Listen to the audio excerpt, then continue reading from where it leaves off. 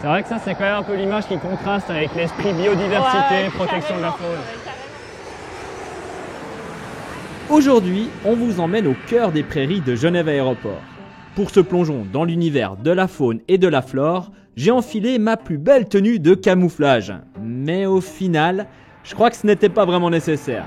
Ici, on n'a pas besoin d'être discret pour observer la nature. C'est le paradoxe des aéroports.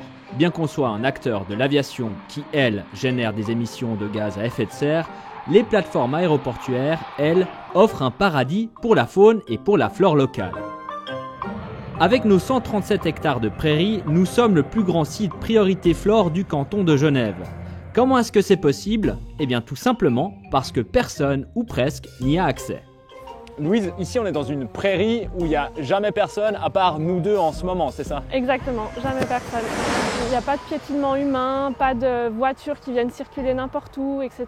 La flore peut bien se développer. On a près de 300 espèces floristiques sur le site de l'aéroport, presque une trentaine d'espèces protégées. Ça c'est dû aussi grâce à la gestion de notre fauche. On a une fauche qui est différenciée, on a des zones qui sont fauchées 2 fois par année au maximum.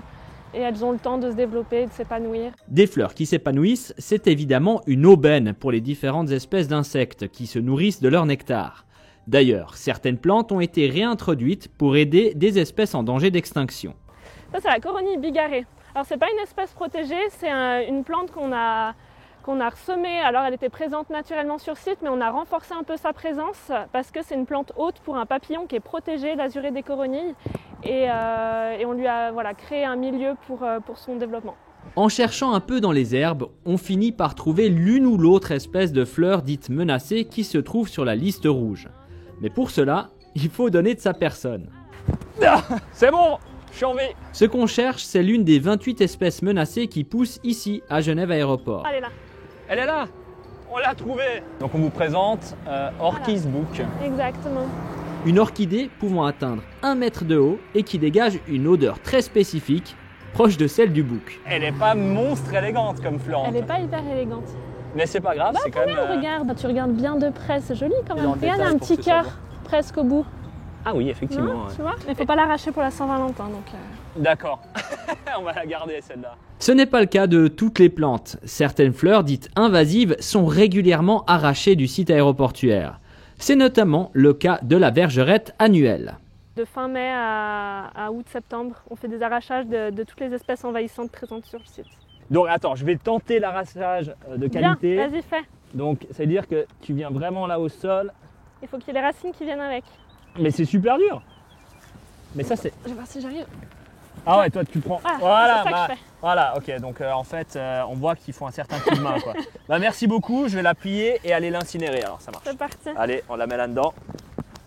Cette diversité de fleurs et d'insectes profite évidemment aux oiseaux.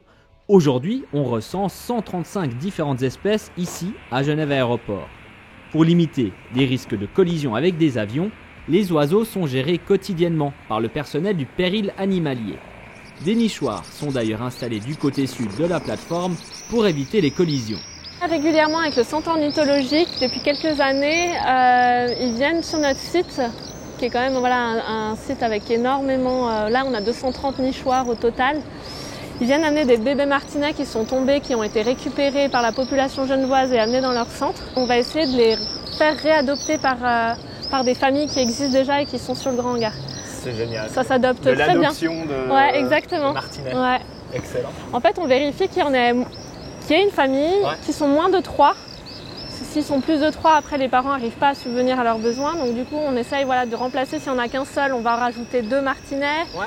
S'il y a 2 martinets, on va rajouter qu'un seul. Moi, je ne m'attendais pas à ce qu'on ait autant d'actions en fait, différentes sur le site aéroportuaire. On se rend compte qu'il y a plein de choses qui se font, parce qu'on a encore des projets à venir, des choses qui se passent. En termes de végétalisation des bâtiments, on a mis aussi des règles pour tous les nouveaux bâtiments qui se construisent. On essaye un maximum de végétaliser nos toitures.